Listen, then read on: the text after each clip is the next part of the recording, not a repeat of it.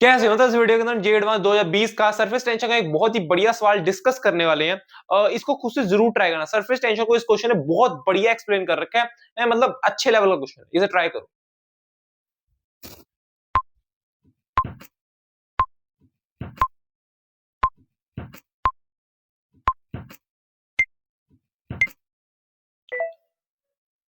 अब इस क्वेश्चन में क्या रखा है, when water is filled carefully in a glass one can fill it to the height h above the rim of the glass due to the surface tension of the water. To calculate h just before water starts flowing, model the shape of the water above the rim as a disc of thickness h having semicircular edges as shown systematically in the figure. When the pressure of the water at the bottom of this disc exceeds the what can be withstood due to the surface tension, the water surface breaks near the rim and water starts flowing from there.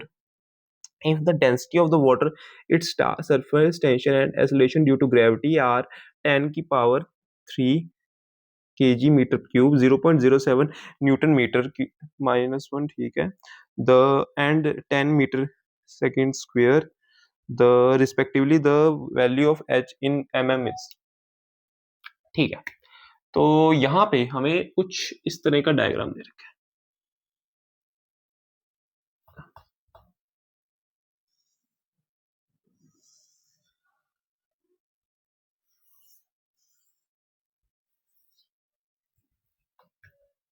यहाँ पे कुछ इस तरह का diagram है, ये चीज को एच के रखे। अब हम लोग अब हम लोग जब सरफेस टेंशन की चीज पढ़ते हैं उसमें हम सीखते हैं कि भाई उस हम अगर एक ना फिल्म टाइप बन जाती है किसी भी जार या ग्लास में ना, जब हम पानी रिम तक भर देते हैं एक फिल्म टाइप बन जाती है जो उसे बाहर निकलने से रोक रहा होता है। अब एक टाइम तक ही उसे वो रोक पाता है, जब हम फिर उसके बाद पानी जरा सा भी डालेंगे वो फ्लो करना शुरू हो जाएगा। इसमें भी वही हो रहा है। ये कह रहे हैं कि एक ना मैंने जार को टैंक को समझो रिम तक भर रखा है, उसके बाद अगर मैं थोड़ा-सा भी उसमें पानी डाल लूँगा, हैं, तो ओवरफ्लो करना शुरू हो जाएगा। ठीक है? तो इन्होंने ये कुछ कंडीशंस दे रखी हैं कि भई ये देखो ये ना सेमी सर्कुलर टाइप यहाँ पे चीज़ बन रखी है। यहाँ पे ऐसे सेमी सर्कुलर टाइप चीज़ बन रखी है। अब ये सेमी सर्कुलर टाइप जो चीज़ है, इसकी हाइट, ये जो चीज़ है, ये हमारे पास h दे रखा है। ये हमारे पास h दे रखा है। तो एक काम करते हैं, इसको इस रेडियस को r लेते हैं। तो यहाँ से r is equals to h by 2 आ जाएगा, है ना? अब अब अब अब अब जब अब जब हम ये इसमें ध्यान से इस चीज को देखें, क्या ये आधे ड्रॉप टाइप लग रही है, आधी ड्रॉप टाइप? हम पढ़ते हैं delta P is equals to 2s by r। 4s by r होता अगर क्या होता बबल, लेकिन यहाँ पे 2s बाय r आएगा क्योंकि ड्रॉप है। लेकिन हम यहाँ पे क्या ये फॉर्मूला लगा सकते हैं? नहीं लगा सकते हैं, क्योंकि ये एग्जैक्टली हम ड्रॉप नहीं कर सकते, इसे हम एग्जैक्टली ड्रॉप नहीं कर सकते। तो क्या लगेगा, यहाँ पे हम लगा देंगे delta P is equals to S by R r1 S by r2। ये मान लो एक ड्रॉप है, इसका रेडियस ऑफ कर्वेचर एक r1 है, एक r2 है? अगर जब अलग अलग रेडियस ऑफ कर्वेचर होते हैं तो हम फॉर्मूला लगाते हैं s by r1 plus s by r2, है ना? ठीक है। लेकिन ये दूसरा r1 क्या है? एक्चुअली जब तुम ऊपर से इसे देखोगे तो तुम्हें एक सर्कल टाइप चीज मिलेगी, इसका रेडियस कह दो कैपिटल R, इसका रेडियस कह दो कैपिटल R, है कैपिटल R, वही चीज है। तो अब क्या मैं यहाँ पे लिख सकता हूँ s by capital R plus s by small r, है s बाय स्मॉल r, ये वाला। लेकिन यहाँ पे जो स्मॉल कैपिटल R है ये स्मॉल r के कंपैरिजन में काफी बड़ा है, तो इस पूरी चीज को ये काफी छोटा कर देगा, ये बहुत ही छोटा कर देगा क्योंकि R बहुत ही बड़ा है, तो इसे नेग्लेक्ट किया जा सकता है। तो यहाँ पे जो हमारे पास रह जाएगा वो है s by small r, s by small r रह जाएगा। ठीक है, अच्छा है, क्योंकि कैपिटल R तो स्मॉल r के कंपैरिजन में काफी बड़ा है, तो s बाय कैपिटल R वाली टर्म पूरी बहुत ही छोटी हो जाएगी। ठीक है, तो यहाँ पे s बाय स्मॉल r रह जाएगा। लेकिन हमने यहाँ पे देखा R is equal to H by two, और हमें निकालना भी एच है, तो इसको कन्वर्ट कर देते हैं S by H by to, तो ये आ जाएगा 2s बाय एच। और ये डेल्टा पी किसके इक्वल हो जाएगा है, ये डेल्टा पी किसके इक्वल हो जाएगा, इसको हम एक काम करते हैं, अब रो जी एच की फॉर्म में लिख लेते हैं। रो जी एच की फॉर्म में लिखते हैं, क्योंकि डेल्टा पी एग्जैक्टली क्या है, देखो यहां और यहां का delta P change of pressure ही तो है चेंज ऑफ प्रेशर ही तो है।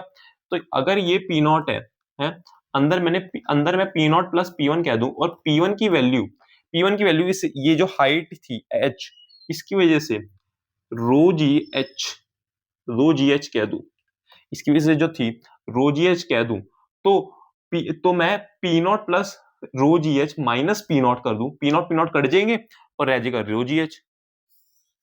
क्या इतनी बात क्लियर है, बताओ पहले, है फिर आगे देखते हैं, बताओ इतनी बात।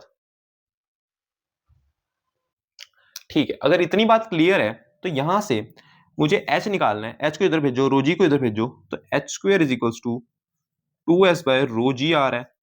तो ये क्या मैं हटा दूं, इसे हटा दूं, मैं हटा देता हूं, ठीक है।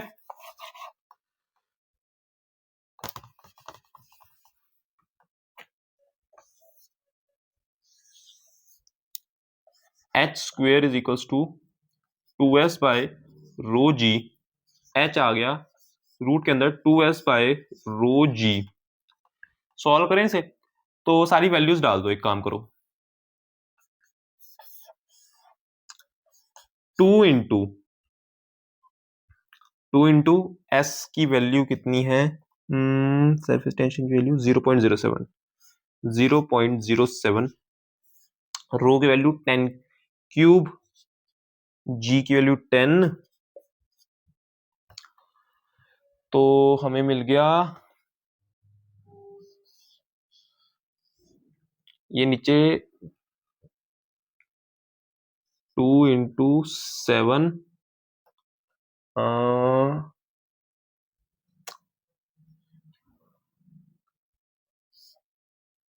2 इंटू 7, ये आ गया 10, नीचे 10 6, ये बाहर जाएगा 14 अपॉन 10 की पावर 3। अच्छा ये अभी ना किस में है, अभी ये मीटर्स में है, तो जब मैं इसे 1000 से मल्टीप्लाई करूंगा तो ये mm में आ जाएगा, हमें निकालना भी mm में है, तो हमारा नेट वैल्यू आएगी √14 mm। ये 3 पॉइंट समथिंग वैल्यू इसकी आएगी, देख लेते हैं, वैसे 3.67 कुछ आनी चाहिए, देखते हैं। और ये बनेगी 3 9 5 6,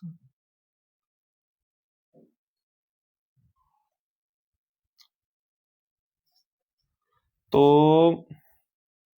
67